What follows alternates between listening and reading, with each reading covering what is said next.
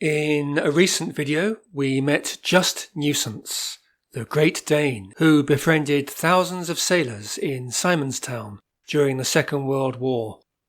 It's hard to beat Nuisance for sheer charm, but he wasn't the only animal to win fame on the South African railways. Welcome to the channel.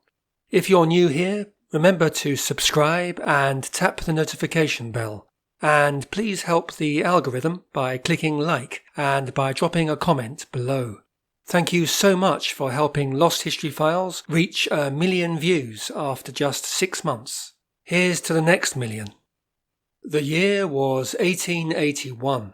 South Africa's railway lines were expanding, steel veins of an industrial world reaching deep into the wild. And in a small signal box near the town of Uitenhage, on the busy line to and from Port Elizabeth, a rather unlikely railway worker was about to make history. His name was Jack, and Jack was a baboon. To understand Jack's story, we begin with James Edwin Wyde, known to his friends as Jumper, a railway signalman, skilled, reliable, and famous for leaping between train cars, earning him the nickname Jumper.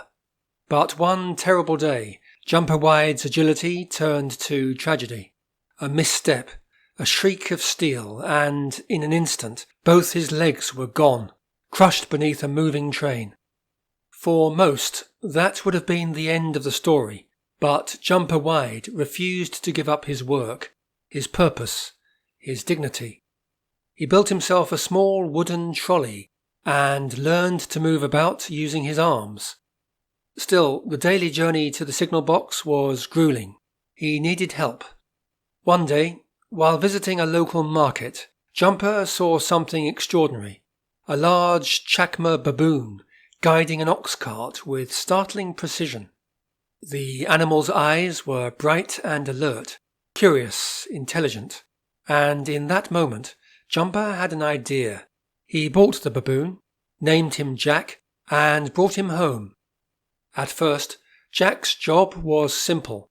He pushed Jumper's trolley to work each morning, trotting faithfully beside the tracks. He learned to carry keys, fetch small items, and sweep the signal hut. But soon, Jumper realized Jack could understand far more.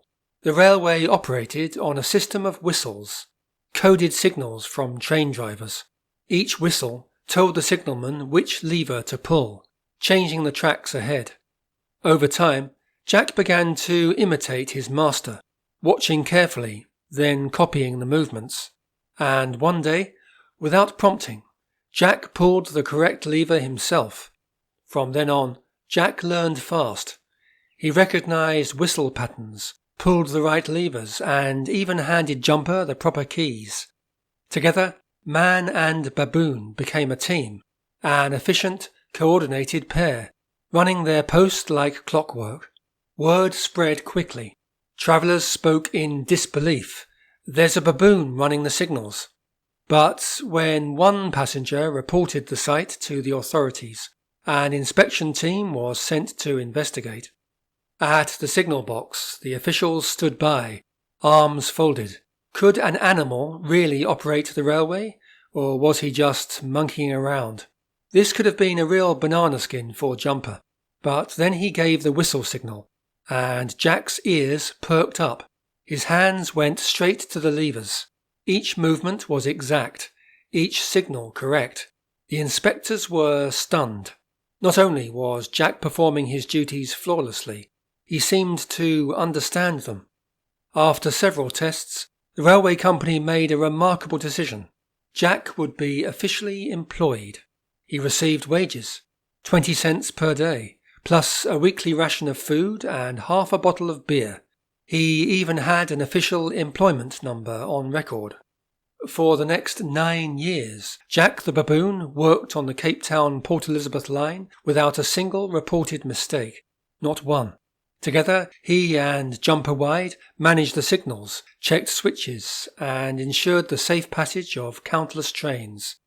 When Jack wasn't working, he'd sit by Jumper's side, grooming his hair or watching the horizon, as if the two shared a quiet, wordless understanding. Jack wasn't just a curiosity. He was a chacma baboon, one of the largest and most intelligent baboon species in Africa. Known to scientists as Papio ursinus, the chacma is strong, highly social and capable of complex problem solving.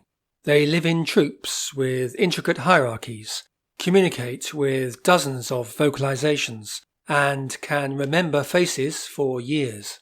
In the wild, they forage, hunt small animals, and even use rudimentary tools. Even so, Jack's story stands apart, a testament not only to his intelligence, but to the patience and empathy of his human companion. Jack died around 1890, likely of tuberculosis. Local newspapers mourned him, and for years afterwards, railwaymen would tell stories of the baboon who worked the line. Some say it's legend, an embellished tale polished by time, but photographs exist, and railway archives in Cape Town record an entry for Jack Baboon, employed by Uitenhage signalman, so at least part of the legend appears true. In the end, Jack's story isn't just about a clever animal. It's about resilience. A man who refused to be defined by loss, and a creature whose intelligence somehow bridged the space between species. Together they turned hardship into partnership, and for 9 remarkable years, a baboon named Jack kept the trains of South Africa safely on track.